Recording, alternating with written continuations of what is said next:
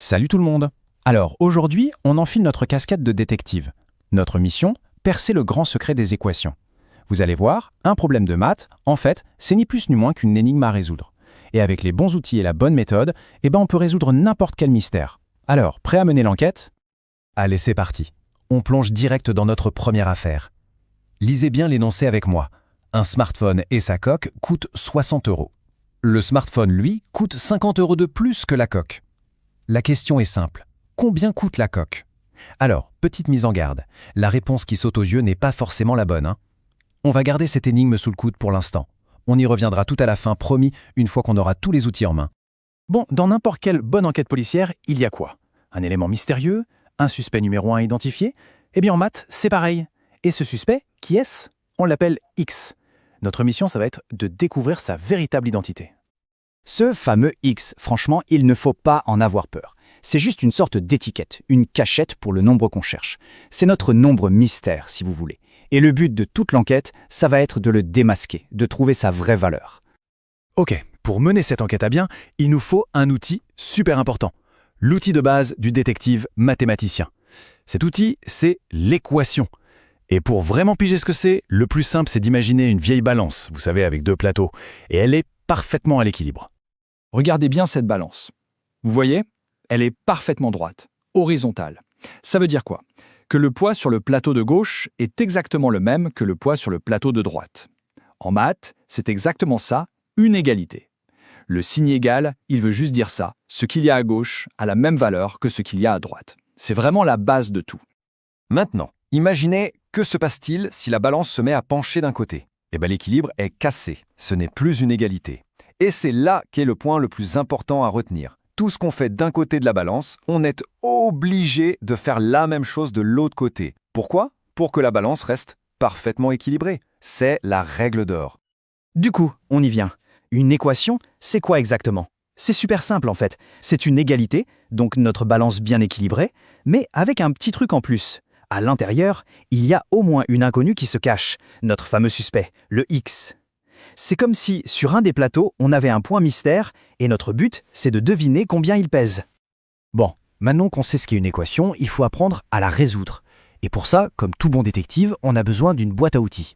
Ces outils, ce sont des règles toutes simples, mais super puissantes. C'est notre kit d'enquêteur officiel. Et dans cette boîte à outils, il y a 2 règles d'or. Vraiment, seulement 2. Règle numéro 1, quoi qu'il arrive, on doit toujours, mais alors toujours, garder notre balance à l'équilibre. C'est non négociable. Et la règle numéro 2, c'est l'objectif de la mission. On doit réussir à isoler notre suspect, le X. Il faut qu'il se retrouve tout seul d'un côté de la balance. C'est la seule façon de connaître sa vraie valeur. Et attention, cette règle de l'équilibre, elle marche pour toutes les opérations, sans exception. Que l'on fasse une addition, une soustraction, une multiplication ou une division, le principe ne change jamais. Si on ajoute 5 à gauche, on est obligé d'ajouter 5 à droite. Si on divise par 2 à gauche, on doit aussi diviser par 2 à droite. C'est la loi de l'équilibre, tout simplement. Voilà, ça c'est la phrase à retenir, à graver dans sa mémoire. Une égalité reste vraie si on ajoute ou si on soustrait le même nombre de chaque côté. Et bien sûr, comme on vient de le dire, ça marche aussi parfaitement pour la multiplication et la division. C'est vraiment le secret pour ne jamais se tromper. Ok, on a nos outils, c'est bien. Mais maintenant, la grande question. Comment on passe d'un problème, avec des mots, à une équation, avec des chiffres et des lettres? Eh bien, cette étape super importante, ça s'appelle la modélisation. C'est un peu l'art de traduire une situation de la vie de tous les jours en langage mathématique. Comme si on créait une fiche d'enquête en fait. Allez, pour s'entraîner, on va prendre une nouvelle affaire. L'affaire des bonbons de Léa. Léa a acheté 19 bonbons de 3 parfums différents. Et il y a des conditions sur les quantités de chaque parfum. Ça ressemble à une petite énigme, non? Allez, on se lance. On va traduire tout ça en fiche d'enquête. Pour résoudre ce genre de problème, il y a une méthode qui marche à tous les coups. Une procédure en 4 étapes, la méthode du détective. Premièrement, on choisit l'inconnu. On identifie notre suspect, X. Deuxièmement, on traduit l'énoncé. On met le problème en équation. Troisièmement, on résout l'équation. Là, on sort la boîte à outils. Et enfin, quatrièmement, on interprète le résultat pour donner les solutions. On conclut l'enquête.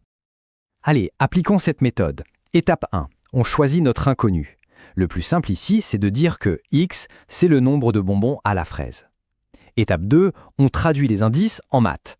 L'énoncé nous dit qu'il y a 2 fois plus de bonbons à la réglisse. donc 2x.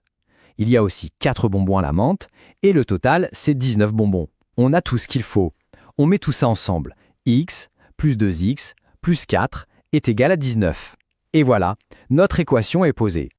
On passe à l'étape 3, la résolution.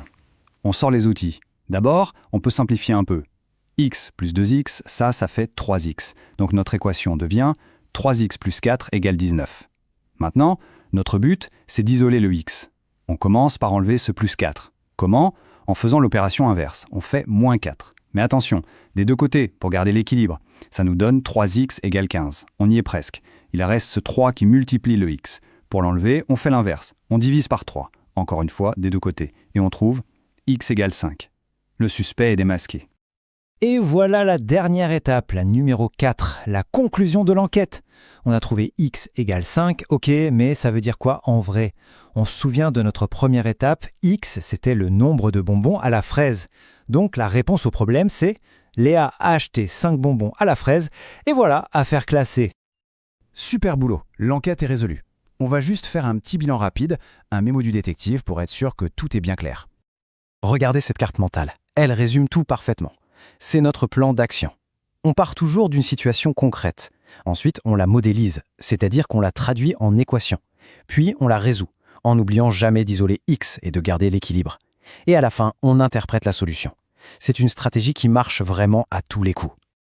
Alors, si on devait retenir l'essentiel, ce serait quoi? Déjà, à retenir une équation, c'est une égalité avec une inconnue. C'est une balance en équilibre. Ensuite, à savoir faire. On doit être capable de modéliser et ensuite d'appliquer les règles pour isoler le x. Et enfin, l'astuce de pro, une fois qu'on a trouvé la solution, on la remet dans l'équation du début pour vérifier que ça marche. Si la balance reste à l'équilibre, c'est qu'on ajuste. C'est le meilleur moyen d'être sûr de soi.